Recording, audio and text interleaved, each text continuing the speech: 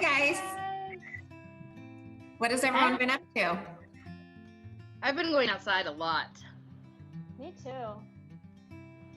I have observed so many changes in nature. There's baby birds right now that are outside, and I can see them poking their heads out of the nest. And then I've seen a bunch of baby bunnies too. Cool. Let's pass the magnifying glass to share what we've observed. Hi everyone!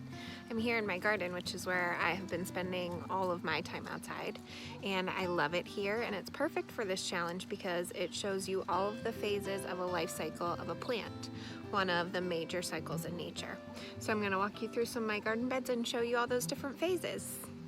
Okay, so most plants start their life cycle as a seed, and I have a whole bunch of sunflower seeds here.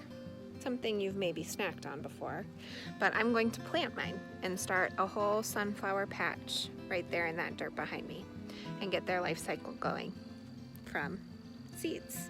The next phase in a plant's life cycle is called a sprout. So you plant your seeds under the soil, and if they get enough of what they need, which is water and warmth from the sun, then they will begin to grow and a little sprout will start. This is a zucchini sprout, but most plant sprouts look the same. They have just a little bit of a stem and then two leaves that are usually rounded on the top.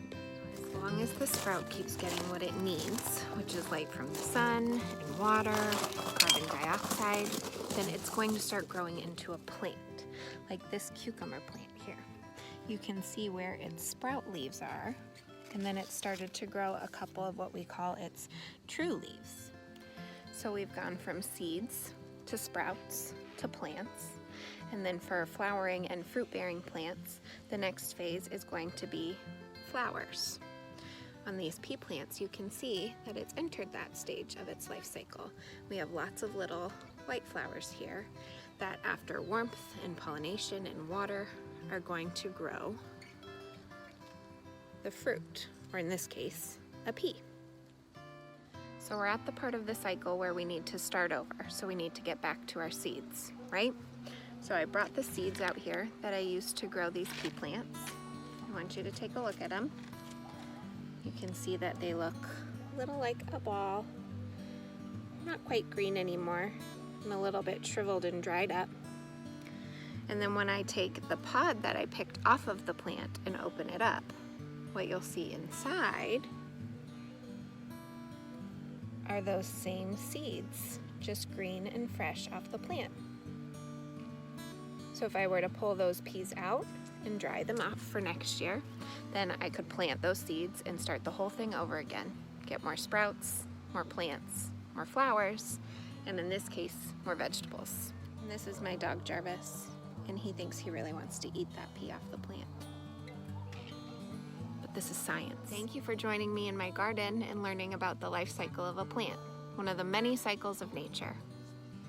Can't wait to see where we're off to next. The seasons are changing and we're moving from spring to summer. As the seasons change, so does the weather. There's more rain in spring and it's hotter in summer. The days get longer in summer and there's more light and heat from the sun. When the seasons change, so do animals, plants, and humans. In summer, plants grow faster and make flowers.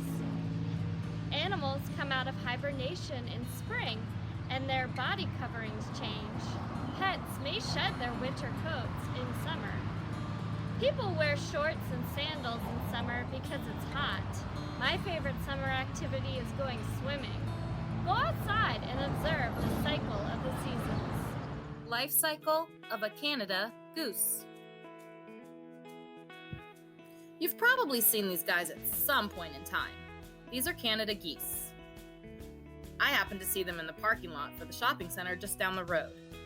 You can see here that there's 2 adult geese, the long black necks and the brown feathers, but I also captured 3 baby geese or goslings. Just look at how cute they are with their tiny yellow feathers.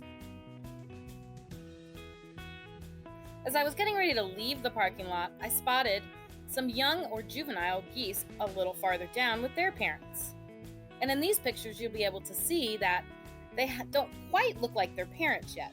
but they definitely aren't little goslings anymore. I didn't want to get too close, so it may be hard to see, but if you look on the young or juvenile goose, you'll notice that its feathers have started to get darker and are gray. But if you look at the top of its head, you can see that there's still a little bit of yellow there. So it looks like this goose has a little bit more growing to do. You'll notice that there's one part of the goose life cycle that I wasn't able to capture today. You guessed it, the egg.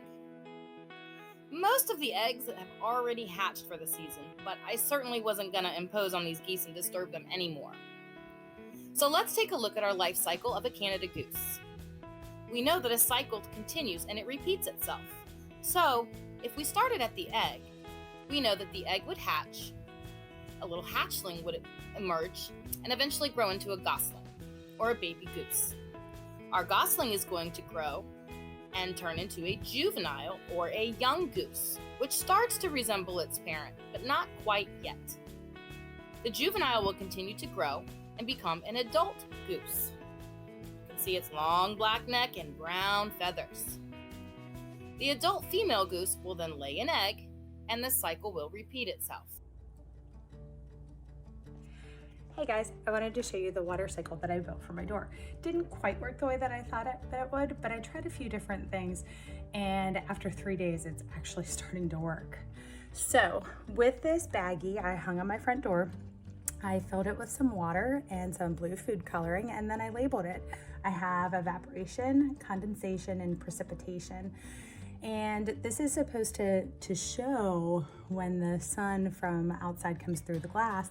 It's supposed to show that, the heating of the water is going to evaporate from lakes and streams. And it occurs when the liquid water on the Earth's surface turns into a water vapor up here in our atmosphere. And it's not just from large bodies of water. Plants and trees also give off water as well.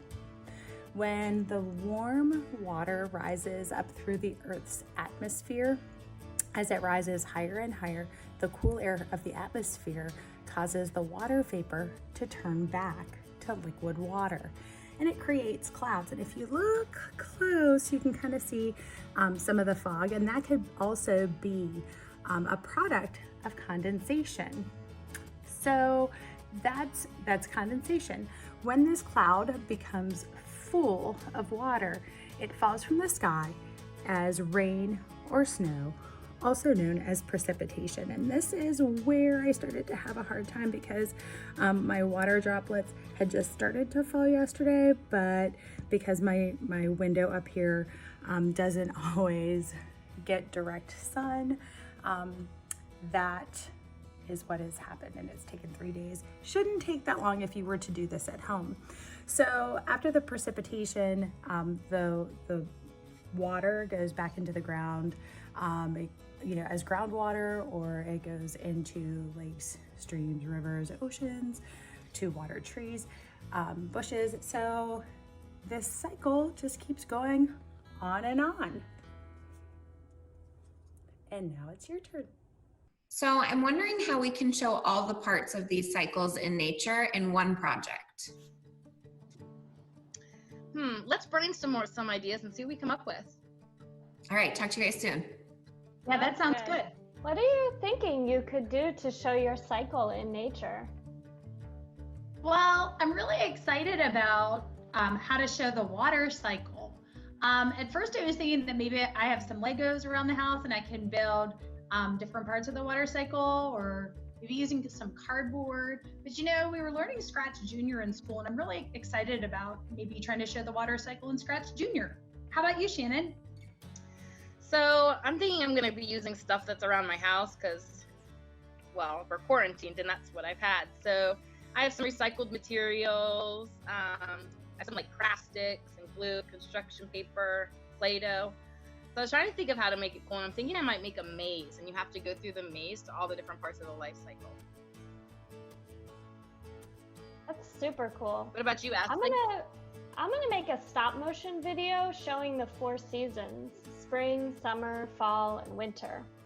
Stop motion is a way of making a movie by taking a picture and then slightly moving objects in the picture. When all the pictures are put together and played quickly, it looks like it's moving. And I only need a phone and construction paper to do it. That sounds so cool. I'm going to use my garden as inspiration. And I think since I just planted my pumpkins, I'm going to do the life cycle of a pumpkin. And Shannon, I'm with you. I'm going to use some recycled materials. I don't know about you guys, but we have tons of toilet paper tubes left over. Got some construction paper. I found some cool wire that I can use as like the little tendril parts of the plant. So that's what I'm thinking, pumpkin life cycle. These are all great ideas, you guys, but I need to do a little bit more planning. Let's meet up in a few hours and share a plan. Sounds good. Sounds great. Cool. Hi everyone. Here are the parts your design needs to have. 1. Show each stage of your cycle. 2. Have a symbol in between each stage to show that the cycle continues. And 3. Label or explain each part of the stage. Can't wait to see what you guys come up with.